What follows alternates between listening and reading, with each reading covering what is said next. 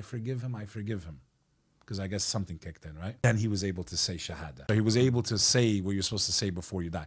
Meaning that until the mother forgave him, he was finished. I never heard that one. That's in the tradition. So he was finished.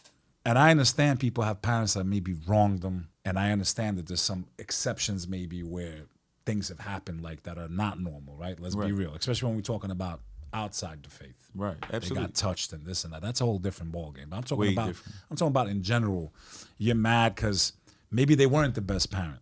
Maybe their intentions, how do you know what's in their heart? There's been times where I've messed up as a parent. Me too. There's no handbook, man. Me too.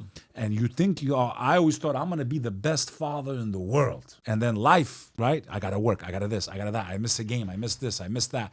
And you're sitting here going like you think you're the worst. And meanwhile, maybe your kid even gets angry at you and they don't realize that you up at night worrying how to keep them good and your heart's aching and you're sad you're missing all these moments. And then they give you an attitude. You're like, yo, I'm trying to figure out how to get you where you were better than me. And you don't realize how hard your parents' jobs is until you get old. Like for me, like I tell people all the time, I didn't even realize how hard we had it because my mother did such an amazing job of shielding us.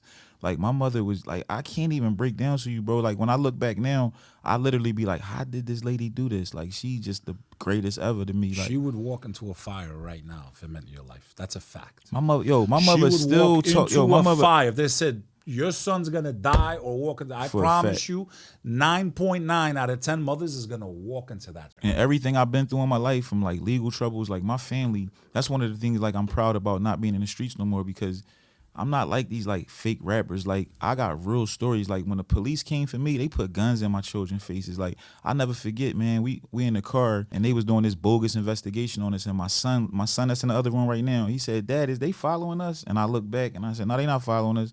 And then like, bro, it was like a movie, like boom, like out of nowhere. I'm talking about every angle, police, every angle, guns to my kids, guns to my wife, and I'm looking like you coward ass nigga. And thinking about my mother, like, cause like I said, growing up in the crack era, like the things my mother shielded us. My mother turned down public housing. At the time when I was growing up, public housing, for those that don't know, when you see people on the projects, people get on a list for that. And the benefit in that is you basically don't have no rent.